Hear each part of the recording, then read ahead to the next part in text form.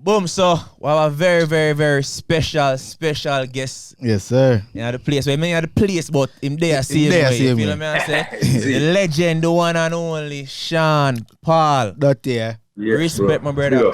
Respect. And before we even start, we just want to thank you for all the amazing work. You put in over the years, decades upon decades, for the country, for Appreciate the culture. Just you carrying Jamaica It's everywhere you go. You feel Appreciate, brother. Respect and for that. Likewise, like when I've been following you for a minute as I told you on the phone the other day. Now I mean, I like the objectiveness. Like you ask some good questions and things. So thank you for giving me the time and yeah. Yeah, man, it's a pleasure. Don't know. So, we could clear up the whole thing about you and the whole clashing and slavery mentality. Go get straight into it. Clear.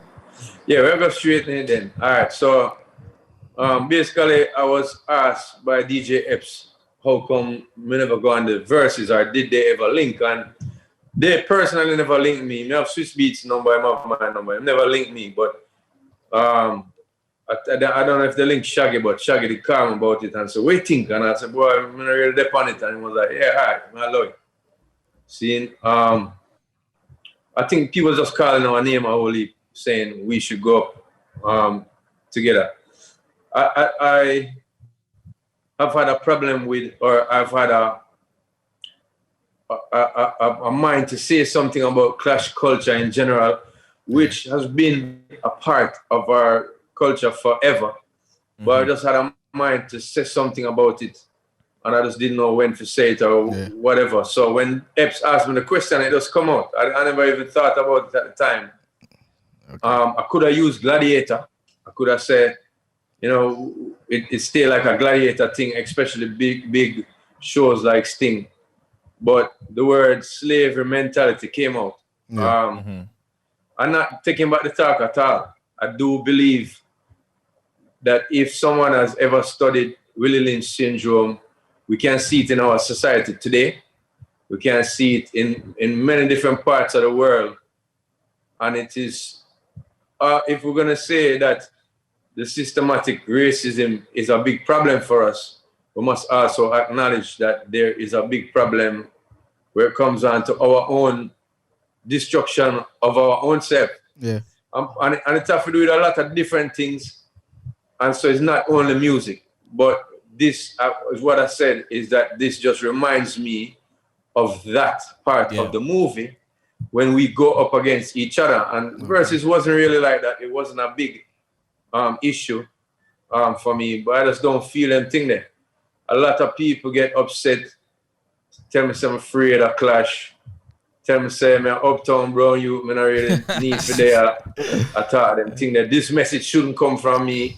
I don't hear nobody else saying it though. And you know, me born and growing in Jamaica, I represent Jamaica for swimming and water polo for most of my life. So I've been waving the flag for Jamaica since I was probably 13-year-old. Mm-hmm. You know, I've transitioned into music and I still was waving the flag. Been a little over 20 years now. And, you know, while clash culture is part of sound system growing up, part of what I know to be just our culture calling out each other for what we are. Like people look at me and they say, yo, brown man, copper color China boy, where you dealing? You know, them say somebody who is overweight, them will say, yo, it's a fat man over there. Big. So asking for this or that. No, those things are part of our culture, and it's kind of something I like about the culture in terms of we calling you out, bro. We saying to you exactly what you are, but that is also an effect from that whole syndrome that people like say. Some people say it don't really exist. I've read the manuscript which this guy wrote, Willie Lynch, and if people don't know who he is, he's somebody that tried to pit or has pit us black people against each other over the years. Back in slavery days, 1720 went on, 1712. And after that, people started to use those tactics. I said in our next interview that it can be used on any set of people. And people get me wrong again and say, oh, you mean it was for black people, them a hold down? And I understand everybody's upset with what I said, but it had a lot to do with the headlines because that's not the only thing I said. The main topic of what I did, what was talking about in that interview, in the Gleaner interview after the DJ Epstein, was about unity, and us not in the dancehall culture really coming together, and us not really fighting a system. I say only Bounty Killer kind of do it more time. Where he talks about things like poor people fed up and look into my eyes and those type of songs. But I don't see enough of us doing that type of thing now. I never said that clash culture have to stop. I never said that I myself don't have certain songs that can be construed as violent, which is more back in the day for me. You know what I mean? But this is in essence what I said, and I stand behind it. I don't really see nothing wrong with saying that I do see that syndrome involved in many things that we do in our culture. And how I started that conversation was in every culture there are good and bad things. Okay. True. And it's just time for us to, especially in this time of the corona and the racial issues that people are having all over the world, to kind of unite and come together. Our music has been a champion for chanting against things like apartheid in Africa, which if you go South Africa and you ask them people, they appreciate the sentiment so much of all our artists that used to in early dancehall years and late and reggae to talk about breaking down that system of apartheid. You know what I mean? So question, Sean. Yeah. Is it that you have a problem? Well, you never say you really have a problem with clashing, but is it more of the in the streets form of clashing? Like, okay, Cartel and Movado, but you still have fans, you have actual entourage members that get into it in the streets. Is it that you have a problem with? Because if you even look at hip hop, there is Tupac and Biggie, and we see that into, but you have actual battle rap. Dead, bro. Yeah, and you have they can't rap. Them can't rap no more. Them can't rap for where them come from no more. No, true, understand, but RIP to them. There are some great MCs which they reach to the point where it's just like, do we need to perpetuate this again? Do I look at my son who wants to the music and tell him, yeah, go ahead into that? Because just even tracing is a part of that whole syndrome thing, bro. When we're tracing each other, we call out every little thing that is negative and amplified about the other person. You know what I mean? Mm-hmm. So maybe I'm saying, people like myself, people like Shaggy, people like Coffee never had to do that. Mm-hmm. People like Beanie Man is an international artist also. He has gone through times, a lot of his career where he had to buckle out on stage with people. It was entertaining at some point, but after a while, to me, it became something that made me just look at the business as that part's just really negative and unprofessional. Mm-hmm. Rising stars in Jamaica, or if you want to say the Voice in the States, or Britain's Got Talent, or whatever it is, those are competitions. But honestly, God, rude boy, none of them now come talk about Marathon Wall and Blood a Spill like Dungeon Fall and all these things. I mean, this is just really over the fact, it's over competition, it's over compensation, probably kind of feeling like you need to win this. You know what I mean? So it just get really aggressive to me, and it's something that I just don't like over the years. And you would probably be surprised at the amount of big players in this industry, in our genre, that have reached out to me since this stuff started coming out.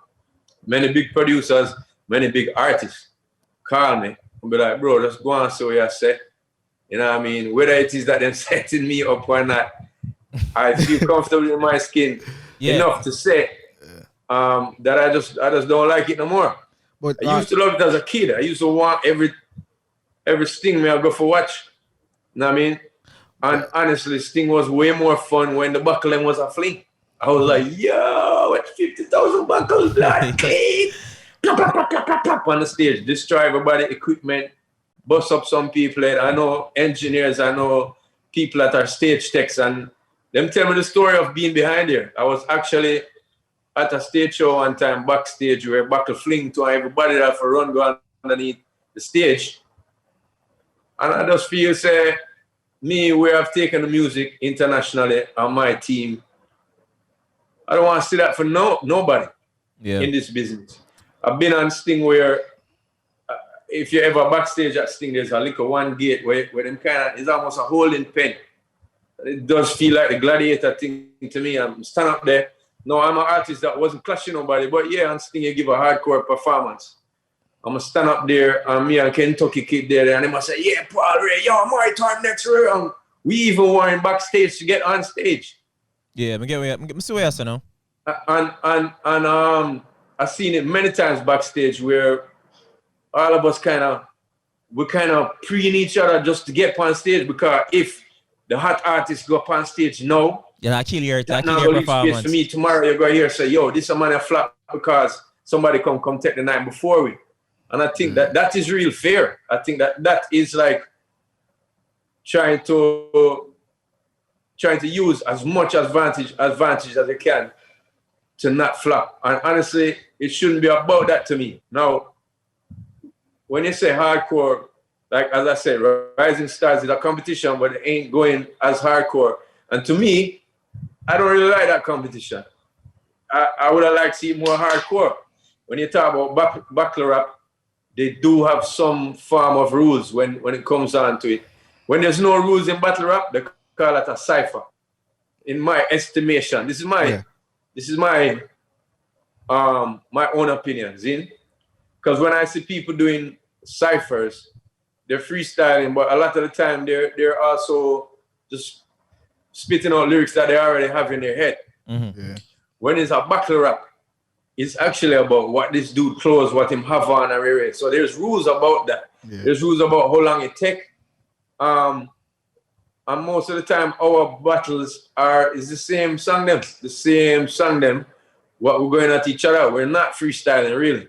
So to me, it's not even a versatile thing like what they've been doing. Okay, I get what you mean. So it's more of like, all right, then we know what you gonna sing. We know when you gonna sing it. We know the replies then, but it's like we just want to see the aggression in person as fans. Yeah, and that's just a blood sport, bro. That is really honestly like a blood we like.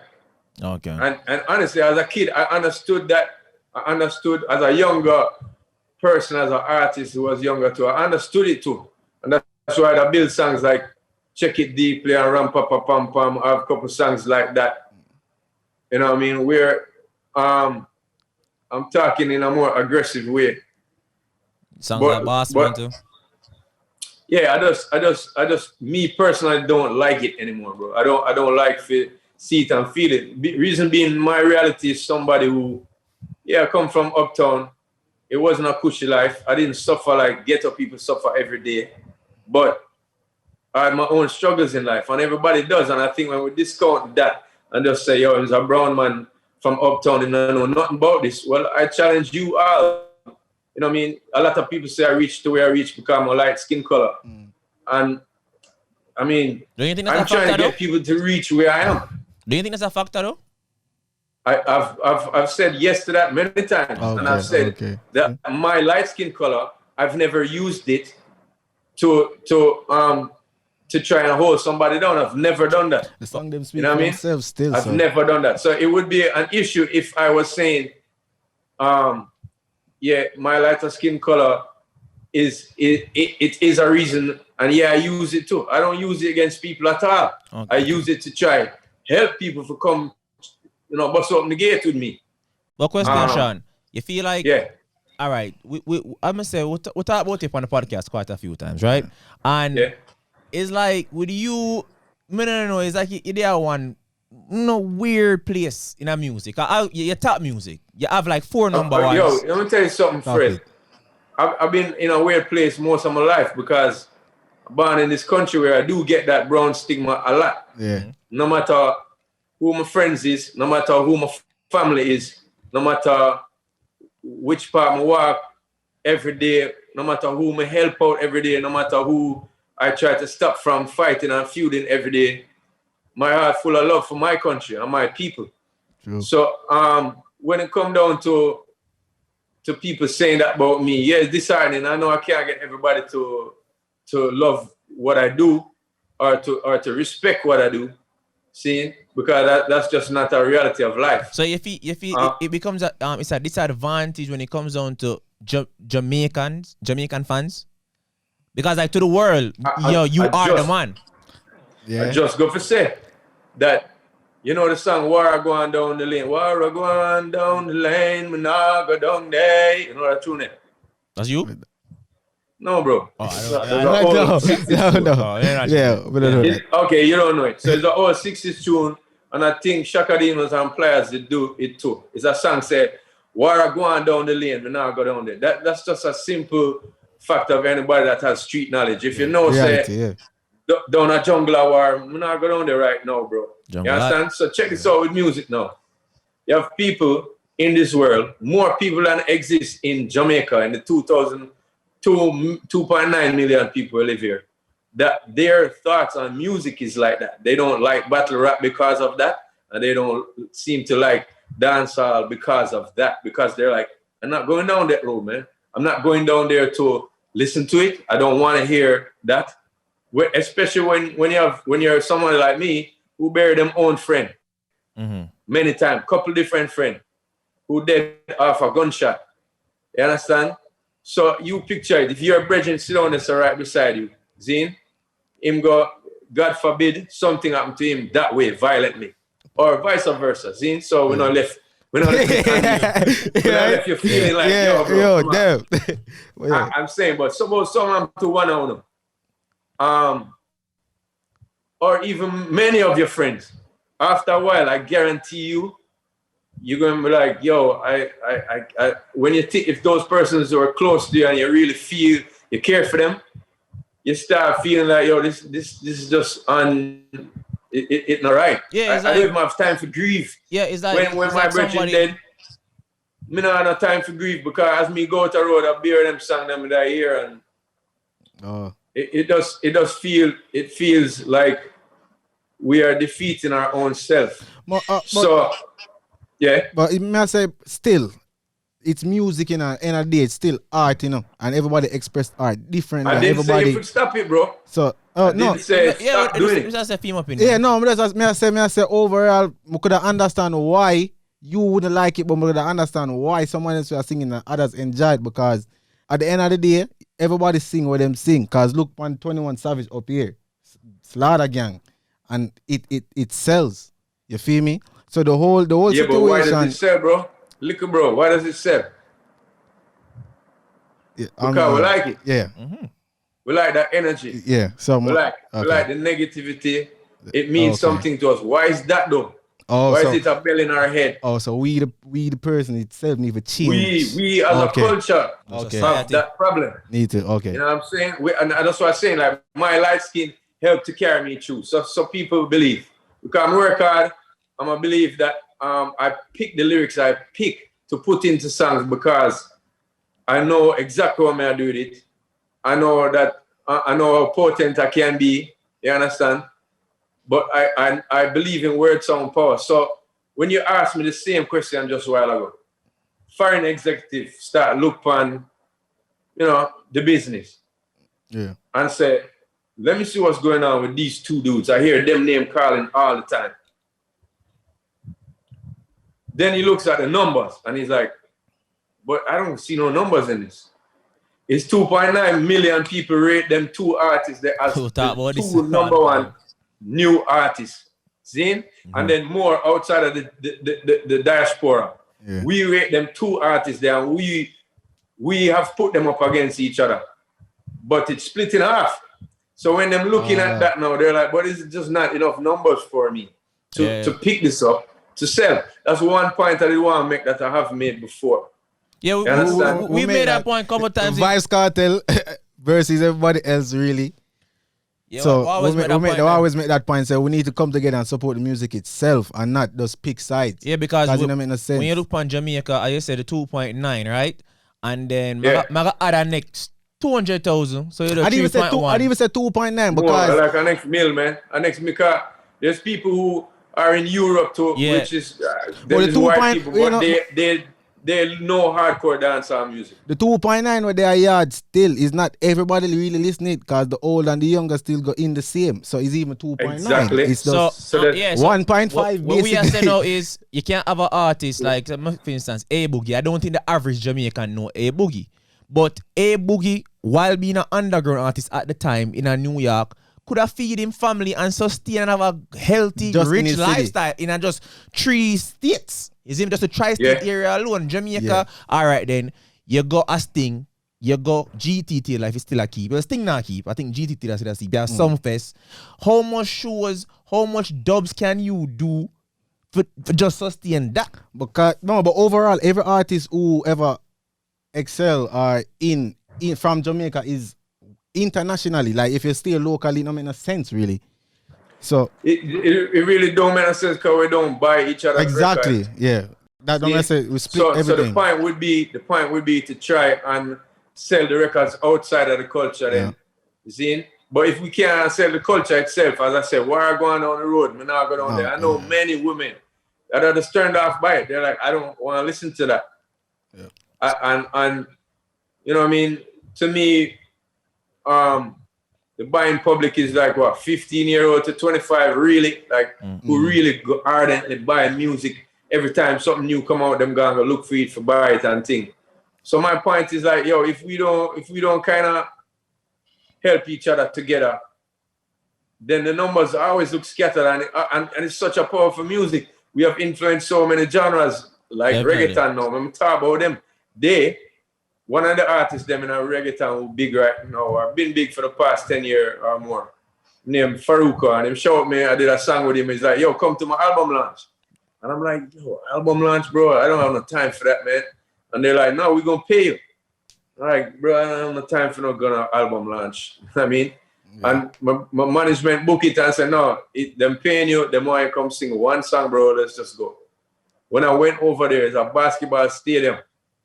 For album launch? The album launch was in, and everybody in the industry was there. Daddy Yankee, Bad Bunny. Wisin Yandel, Don Omar, every one of them, people from Colombia, J Balvin, who I met there, and the amount of networking that was going on backstage, and we weren't fighting about getting on stage. Everybody was just talking, and they had people telling us, yo, you're on in 20 minutes, so get ready. All right, cool. And that experience for me was eye-opening, because when we do have an album launch down here, it's very small, and it's mostly press people and critics who can't write a song themselves, never beat a rhythm themselves. You understand? Some of them don't even know how to sing pan a key, if like, so they are the ones.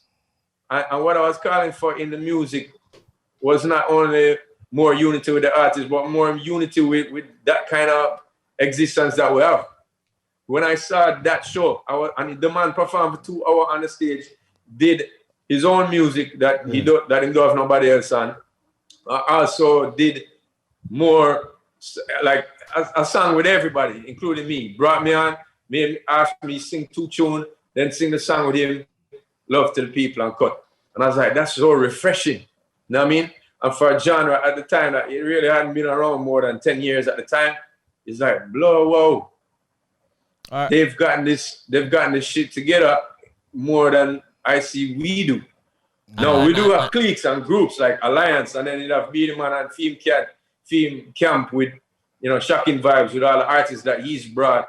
And then you have, you know, Shocking Monster Shock Crew and groups like that, like Dirty Cup Crew. You see me? Where me hail from. So imagine if everybody was to kind of work together. Now I know this sound utopian to people, and people like, shut up your mouth, man, because we love Clash. I'm in a Wilma's group with my friend them. I don't remember how much people in there, but there was 45 people in my class growing up in high school. So there's a lot of people in this group, and quite a few of them was like, bro, we love Clash. And I'm like, I loved it too. But now being one of the persons that have taken it international on many stages, and then people asking me how you do it, I try to show them by example that, yo, certain thing is just not for certain ears. And if you want to do it, just know, say, when you do Clash music a lot, it's gonna stay in this country a lot.